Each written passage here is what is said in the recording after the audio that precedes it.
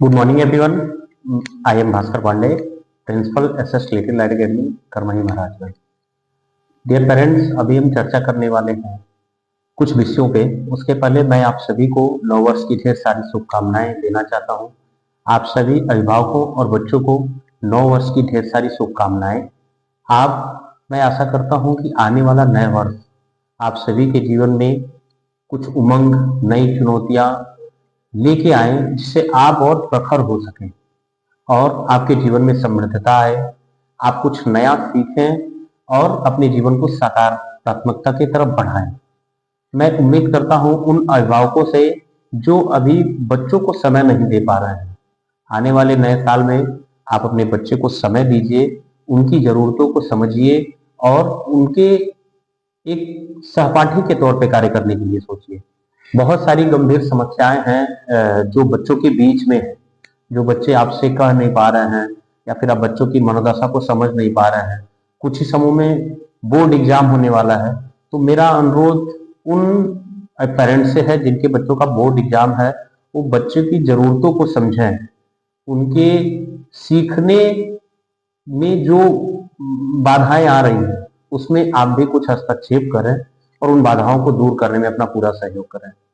ये बात है जो बोर्ड एग्जाम से संबंधित बच्चे हैं और अभिभावक हैं उनके लिए। आपको पता है कि केवल शिक्षक की मदद से आप अपने बच्चे को शिक्षित तो बना सकते हैं, लेकिन अन्य जो जरूरी चीजें हैं उसको हम पूरा नहीं कर सकते।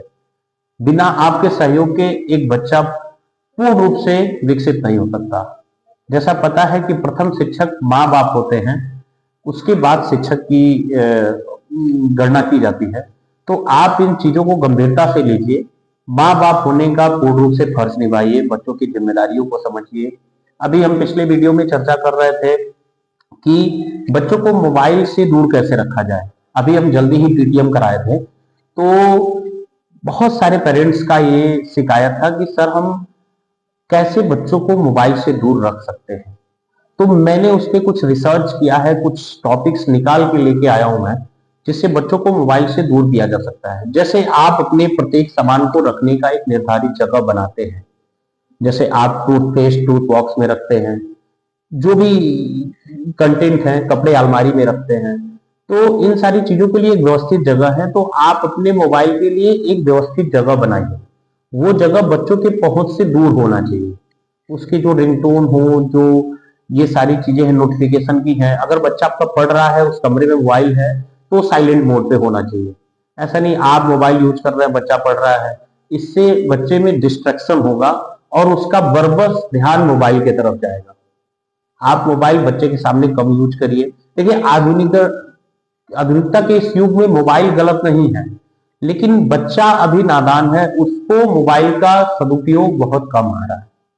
और जैसा कि आप लोग आए दिन सोशल मीडिया पे देखते हैं कि सोशल मीडिया पे ऐसे कंटेंट है जो बच्चों के लिए अच्छे नहीं है, तो आप उन कंटेंट को परहेज करिए। अपने मोबाइल में अपने बच्चों के मोबाइल से दूर रखिए।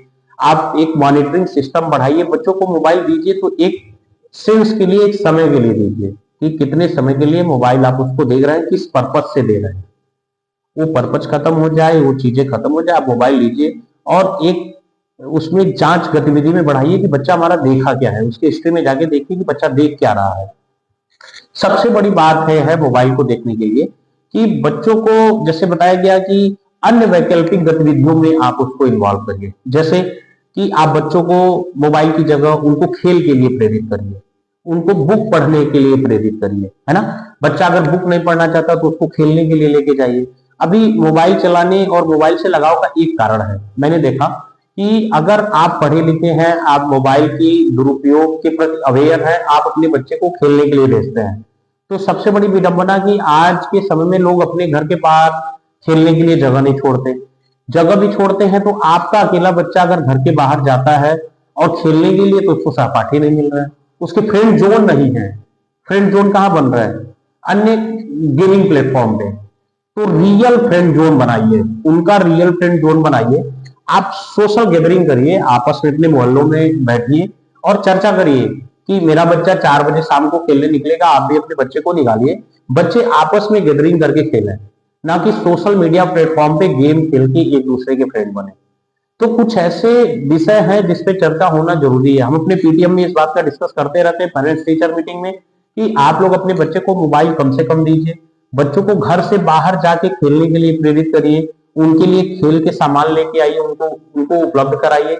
उनके अगर कोई खेलने वाला नहीं मिलता तो उनके साथ 1 घंटा खेलिए। आप अगर आपके पास टाइम है तो खेलिए। आप अगर आर्थिक रूप से नहीं रह पा रहे हैं, आर्थिक रूप के कारण, आर्थिक परिस्थितियों को बनाए रखने के कारण, तो आप अपनी घर पे जो आपकी पत्नी है उनसे बोलिए कि आप बच्चे के साथ खेलें, बच्चों के साथ बुक रीड कराएं, है ना। इस तरह के गतिविधियों से आप बच्चों को मोबाइल से दूर रख सकते हैं ना। और जैसे मैंने बताया, बच्चों को पुस्तक पढ़ने के लिए प्रेरित करिए। कभी कभी बच्चा अपने किताबी जो विषय है उसको नहीं पढ़ना चाहता, उसको अन्य तरह की बुक पढ़ने के लिए दीजिए। उसके पढ़ने के कौशल का विकास होगा, बाहर निकल के खेलेगा तो उसको सामाजिकता विकास होगा, मनोवैज्ञानिक विकास होगा। तो इन सब बातों पे ध्यान रखिए। बच्चों का मोबाइल सीमित समय के लिए दीजिए, कुछ सीमित कंटेंट के साथ दीजिए, और उससे दूर रखने की कोशिश करिए। उसको अन्य गतिविधियों में इन्वॉल्व करने की कोशिश करिए। आप अपने घर में एक जगह बनाइए जहां बच्चे खेल सकें। घर के बाहर इतना जगह रखिए कि आपके बच्चे उस जगह पे खेल सकें। आपके बच्चे पार्क में जाते हैं तो उनकी निगरानी करिए कि वो किन बच्चों के साथ खेल रहा है ना। तो इन सारी बातों का ध्यान रखिए आप लोग। और इसी के साथ मैं